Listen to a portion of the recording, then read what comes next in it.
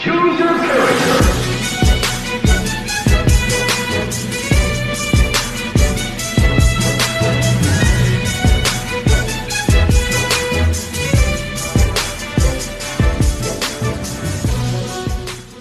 Assalamualaikum warahmatullahi wabarakatuh. Kami dari kelompok 8 ingin mempresentasikan psikologi Gestalt. Berikut tokoh-tokoh yang akan kami jelaskan. Asal dari psikologi Gestalt. Psikologi Gestalt merupakan salah satu aliran psikologi yang mempelajari suatu gejala sebagai suatu keseluruhan atau totalitas. Data-data dalam psikologi Gestalt disebut sebagai fenomena gejala. Prinsip dasar Gestalt yaitu interaksi antara individu dan lingkungan disebut sebagai perceptual field. Setiap perceptual field memiliki organisasi yang cenderung dipersepsikan oleh manusia sebagai figur atau ground. Biografi dari David Hartley lahir pada tanggal 8 Agustus 1705 di Armley dan wafat pada tanggal 28 Agustus 1757 di Bath, Somerset. Pendidikan David Hartley, ia adalah seorang yang sangat religius. Ia menerima gelar BA dan MA di Jesus College, Cambridge. Ia memulai dengan praktek kedokteran di Bury Edmunds pada tahun 1730 sampai dengan 1735 di London.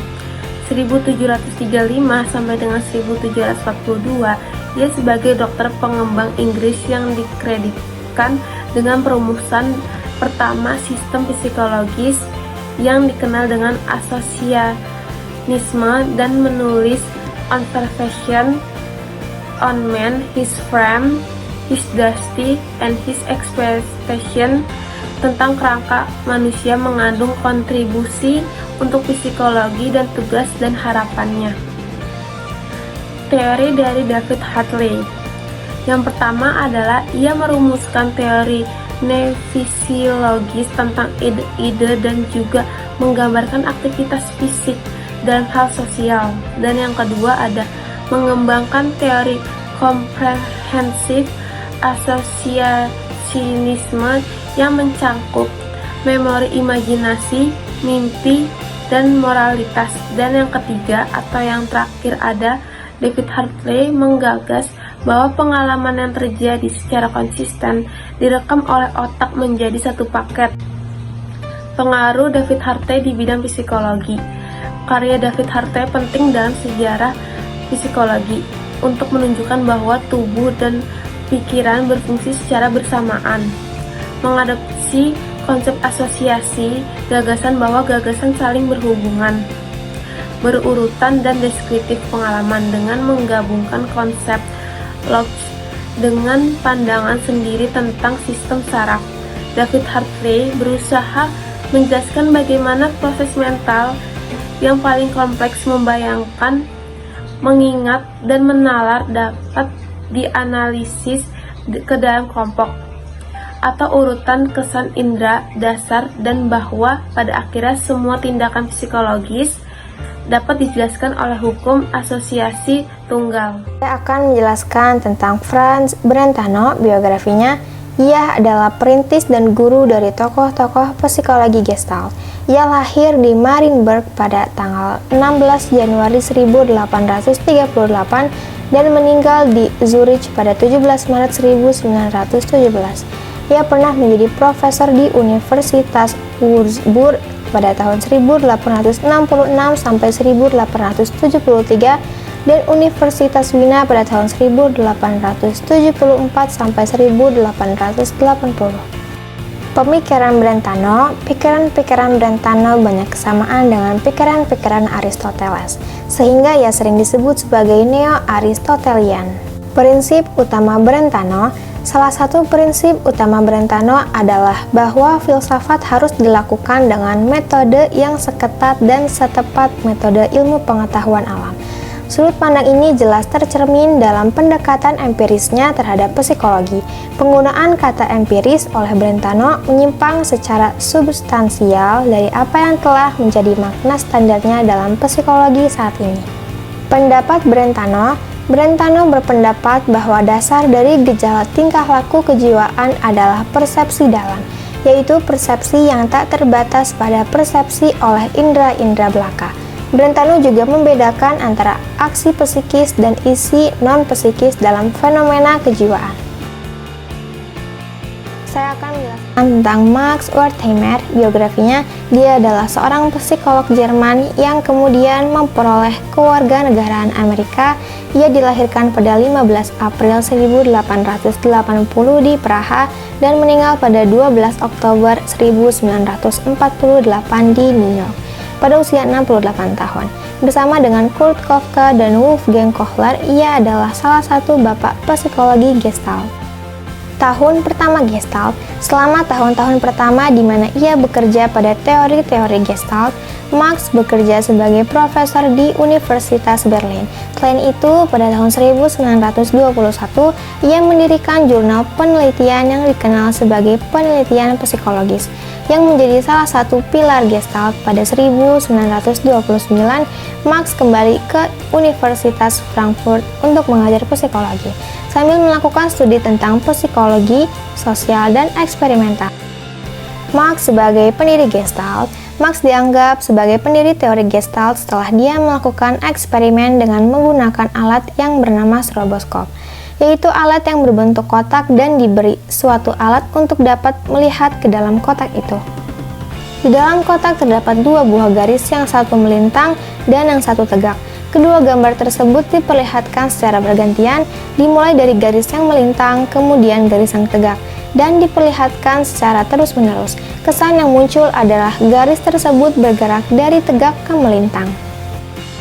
Hukum Gestalt. Pada tahun 1923, Max mengemukakan hukum-hukum Gestalt dalam bukunya yang berjudul Investigation of Gestalt Theory. Hukum-hukum itu antara lain, yang pertama hukum kedekatan, yang kedua hukum ketertutupan, dan yang terakhir hukum kesamaan. Di sini saya akan menjelaskan tokoh biografi dari Kurt Koffka. Biografi Kurt Koffka. Kurt Koffka lahir di Berlin pada tanggal 18 Maret 1886 dan wafat di tahun 1941 pada tanggal 22 November di Northampton, Amerika.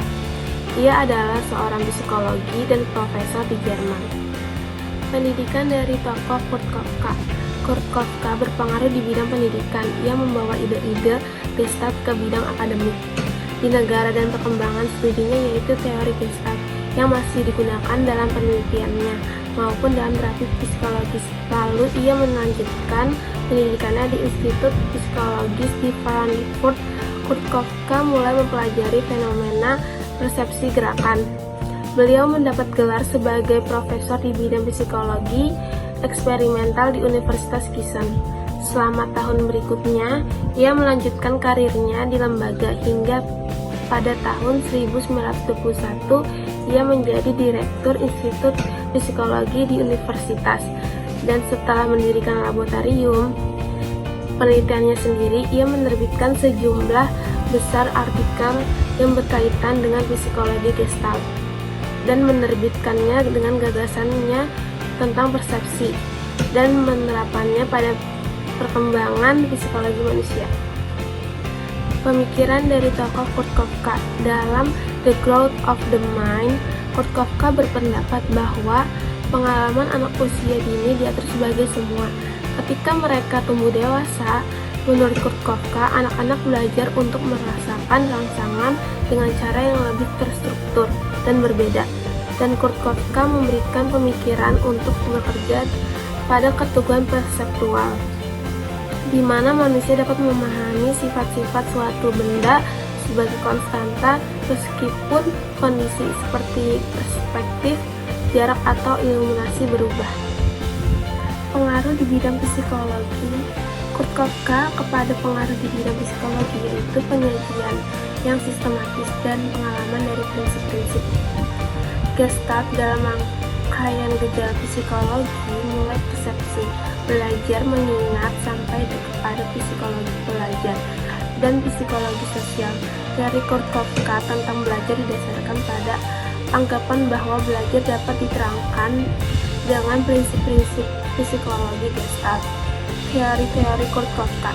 Yang pertama ada jejak ingatan atau yang disebut dengan memory traces. Yang kedua ada perjalanan waktu berpengaruh terhadap jejak ingatan. Yang ketiga ada latihan yang terus-menerus akan memperkuat jejak ingatan. Kali ini saya akan menjelaskan salah satu tokoh Gestalt yaitu Kurt Lewin. Kurt Lewin lahir pada tanggal 9 September tahun 1890 di Mogelno, Jerman, yang sekarang menjadi Polandia, dan meninggal pada tanggal 12 Februari tahun 1947 di Newtonville, Massachusetts, Amerika Serikat. Beliau merupakan Amerika kelahiran Jerman dan juga psikolog sosial yang dikenal dengan teori bidang perilakunya, yang menyatakan bahwa perilaku manusia adalah fungsi dari lingkungan psikologis individu. Kurt Lewin yang dikenal dengan praktikal teorisnya dan yang dihormati sebagai bapak intelektual modern disiplin psikologi sosial. Perjalanan pendidikan yang ditempuh oleh Kurt Lewin. Lewin belajar di Jerman di Freiburg, Munich, dan Berlin, serta menerima gelar doktor dari Universitas Berlin pada tahun 1914. Setelah bertugas di tentara Jerman selama Perang Dunia Pertama, ia bergabung dengan Fakultas Institut Psikoanalitik Berlin dan juga terlibat dengan kelompok Gestalt yang pada saat itu dipimpin oleh Kohler. Pada tahun 1933, ia pindah ke Amerika Serikat dan mulai bekerja di Stasiun Penelitian Kesejahteraan Anak Universitas Negeri Iowa dari tahun 1935 sampai dengan 1945, di mana ia melakukan berbagai studi inovatif tentang sosialisasi di masa kanak-kanak. Pada tahun 1945, ia mendirikan dan menjadi Direktur Research Center for Group Dynamics di Massachusetts Institute of Technology, Cambridge. Dia mempertahankan posisi itu sampai kematiannya.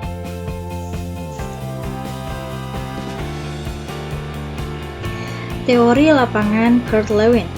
Selain Kurt Lewin, ternyata sebenarnya teori lapangan atau teori medan, field theory, juga dirumuskan oleh ahli-ahli lain seperti Tolman, Wheeler, Brunswick, dan lain-lainnya.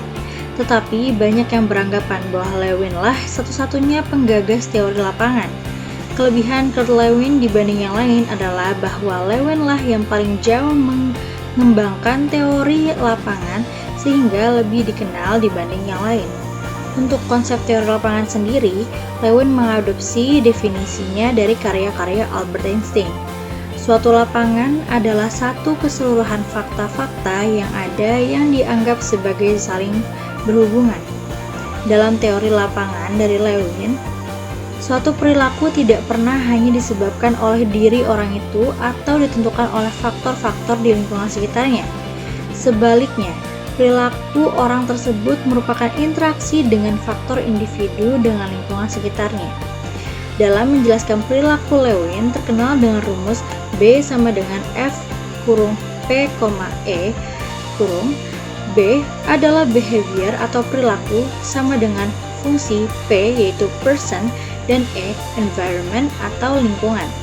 Dalam konsep Lewin ini, hubungan antara individu dan lingkungan merupakan hubungan yang holistik. Untuk menjelaskan perilaku seseorang, maka harus mengetahui beberapa hal yaitu 1. Life space seperti lapangan hidup individu. Kedua, menentukan fungsinya yang menghubungkan antara perilaku dengan life space. Kali ini saya akan menjelaskan tentang salah satu tokoh dari aliran psikologi Gestalt yaitu Wolfgang Kohler. Wolfgang Kohler lahir pada tanggal 21 Januari pada tahun 1887 di Revel, Estonia, Russian Empire, atau yang kita kenal saat ini sebagai Tallinn, Estonia. Beliau meninggal pada tanggal 11 Juni tahun 1967 di Enfield, New Hampshire, United States. Beliau merupakan psikologi Jerman dan juga figur penting dalam perkembangan psikologi Gestalt, yang menuju pada memahami tentang pengetahuan, persepsi, dan komponen lainnya yang ada dalam kehidupan mental secara keseluruhan dan terstruktur. Perjalanan keilmuan Wolfgang Kohler. Kohler menghadiri Universitas Tübingen, Bonn, dan Universitas Berlin, di mana di sana ia menerima pelatihan ilmiah menyeluruh dalam fisika, kimia, dan juga biologi. Di Berlin, ia belajar dengan fisikawan terkenal yaitu Max Planck, yang ajarannya memengaruhi pendekatannya terhadap psikologi.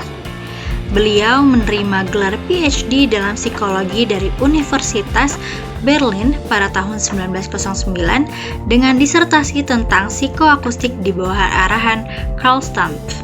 Setelah menerima gelar doktornya, Kohler mulai bekerja di Institut Psikologi di Akademi Frankfurt. Karya awalnya dalam psikologi melibatkan analisis psikologis audisi, menggabungkan pelatihannya dalam sains dengan kecintaannya pada musik. Di tahun 1911, ia menjadi asisten sekaligus pengajar di Universitas Frankfurt. Di sana juga ia melanjutkan penelitian auditorinya. Pada tahun 1912, Kohler dan juga Kurt Koffka menjadi subjek eksperimen tentang persepsi yang dilakukan oleh Max Wertheimer yang laporannya meluncurkan gerakan Gestalt. Pada tahun 1921, Kohler menjadi kepala lembaga psikologi dan profesor filsafat di Universitas Berlin. Beliau mengarahkan serangkaian penyelidikan yang mengeksplorasi banyak aspek dari teori Gestalt. Dan juga beliau menerbitkan Psikologi Gestalt pada tahun 1929. Secara belak-belakan, beliau mengkritik pemerintah Adolf Hitler. Lalu, Kohler pergi ke Amerika Serikat pada tahun 1935 dan menjadi profesor psikologi di Swarthmore College di Pennsylvania hingga tahun 1955. Setelah Kohler pensiun dari Swarthmore College, ia dianugerahi gelar doktor kehormatan dalam ilmu pengetahuan. Ia diakui sebagai sarjana humanistik luas yang diinformasikan dalam sejarah, politik, seni, dan filsafat, dan yang menggunakan semua untuk memajukan wawasannya ke dalam pikiran manusia.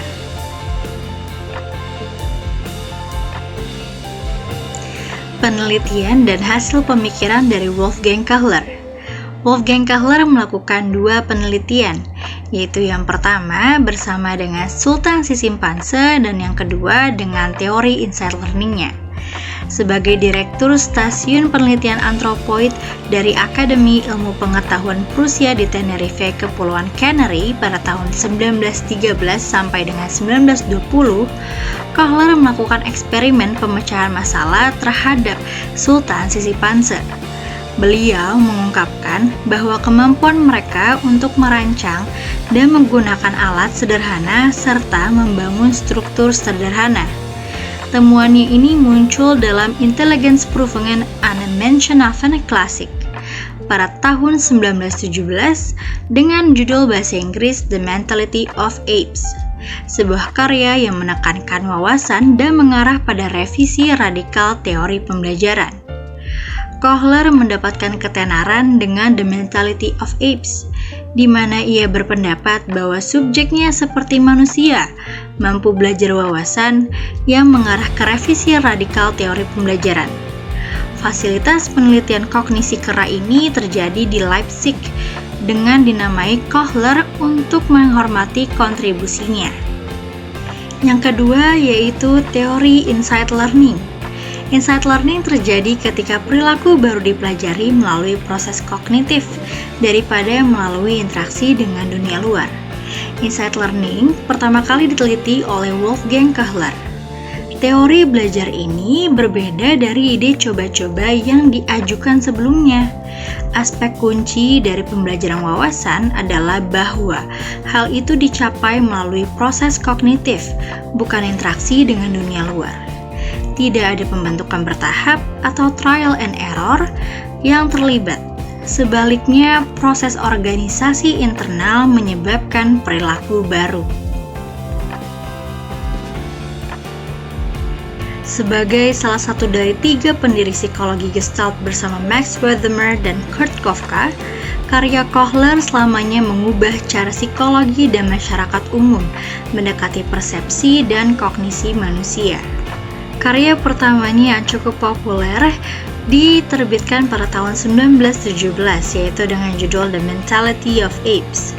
Dilanjutkan dengan karya besar lainnya pada tahun 1920 yaitu dengan judul Die physischen Gestalten die Ruhe und im stationären Zustand, yang dalam bahasa Indonesia berarti gestalt fisik dalam keadaan istirahat dan stasioner. Lanjut pada tahun 1929, ia menerbitkan buku Gestalt Psychology dan Psychologische Forschung. Pada tahun 1938, ia mengedit salah satu karya William James, yaitu dengan judul The Place of Value in a World of Fact.